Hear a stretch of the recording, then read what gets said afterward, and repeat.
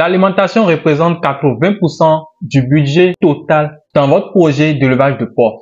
Les amis, aujourd'hui dans cette vidéo, nous allons parler des matières premières indispensables selon votre pays. C'est-à-dire des matières premières que vous devez choisir en fonction de sa disponibilité dans votre pays.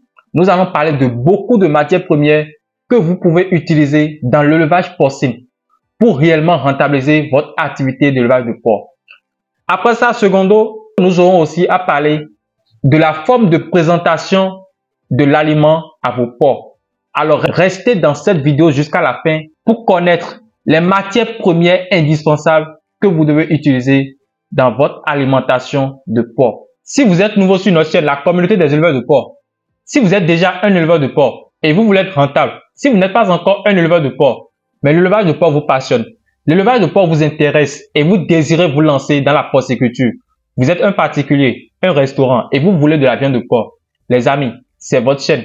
Abonnez-vous et activez la cloche de notification pour ne plus jamais et au grand jamais louper de pareils contenus. Et on commence.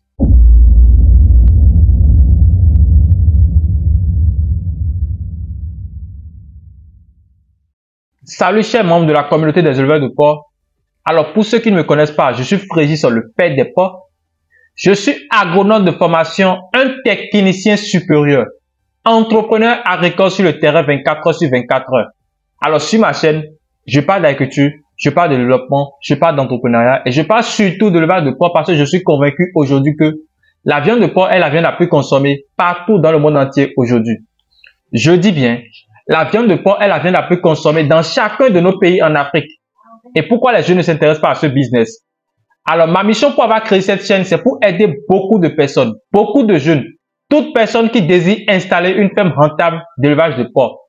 Et si c'est ça ton centre d'intérêt, n'hésitez pas dans un premier temps à liker la vidéo pour nous encourager à vous produire plus de contenu. Et si vous êtes nouveau, abonnez-vous et likez toujours la vidéo. Activez la cloche de notification pour ne plus jamais et au grand jamais louper de pareils contenus et partagez la vidéo sur tous les réseaux sociaux pour faire grossir cette magnifique communauté de passionnés d'élevage de porc.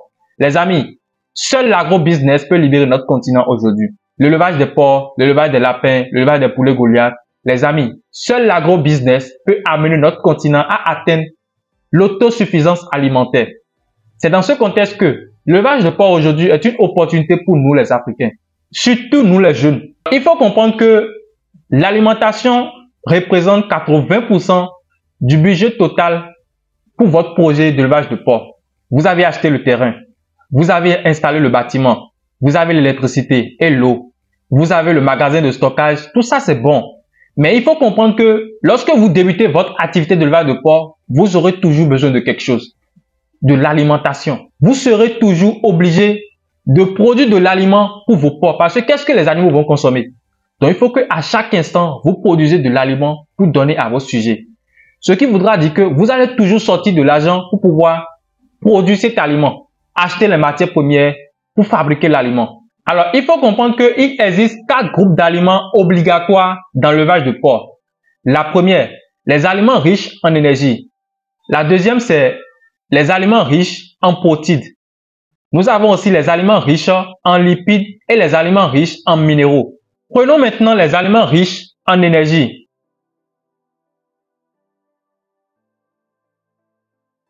Alors, il faut comprendre que si vous devez préparer votre propre aliment pour donner à vos animaux, à vos porcs, comme aliments riches en énergie, il y en a plusieurs. C'est principalement les céréales. Oui, bien sûr, les céréales. Nous avons le maïs, le mil, le son de blé, le son de maïs, le son de riz, la farine basse de riz aussi, le manioc, les cossettes de manioc.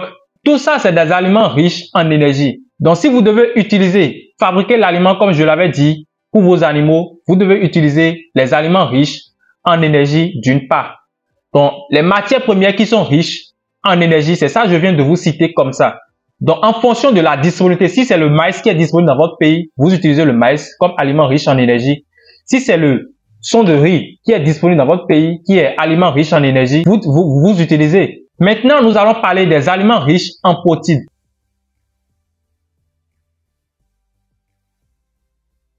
Nous avons la farine de viande, la farine de poisson, les tourteaux en général. Principalement, nous avons le tourteau de coton, le tourteau d'arachide le tourteau de soja, le tourteau de copra, il y en a plusieurs. Le tourteau de palmiste. Et enfin, il y a aussi la drèche de brasserie. C'est-à-dire les déchets après la préparation de la bière, de la boisson. Et les tourteaux en général, c'est le résidu issu de l'extraction de l'huile des oléagineux. Aliments riches en lipides.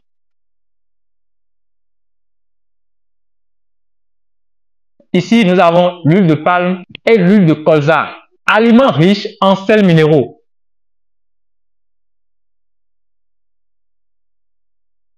Ici, nous avons la coquille d'huître, la farine d'os, le carbonate de calcium, le sel, la coquille d'escargot. Tout ça, c'est des aliments riches en sels minéraux. Donc, en fonction de sa disponibilité dans votre pays, vous choisissez un et vous utilisez. Présentation des aliments au port.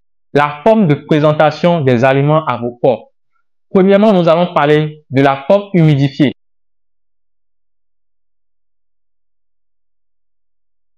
L'humidification des aliments broyés consiste à leur incorporer un taux d'humidité, c'est-à-dire de l'eau, 50 à 70% dans l'aliment avant de donner ça au porc. Et ceci rend leur consommation plus agréable au porc. Et ça permet aussi d'éviter les pertes par jet.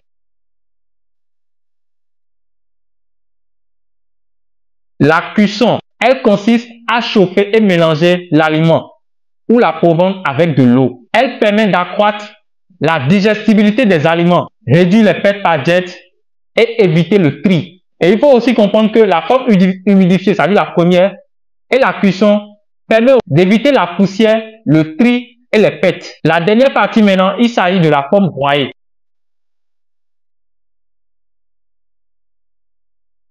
Elle consiste à homogénéiser les matières premières après concassage et servir directement au porc. Les amis, nous voici à la fin de cette vidéo.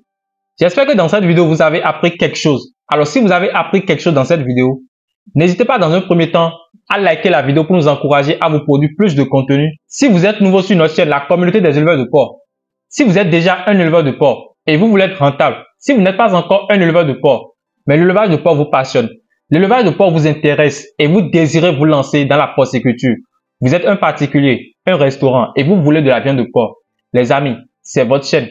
Abonnez-vous et activez la cloche de notification pour ne plus jamais et au grand jamais louper de pareils contenus.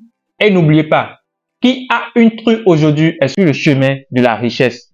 Et on se retrouve pour une prochaine vidéo.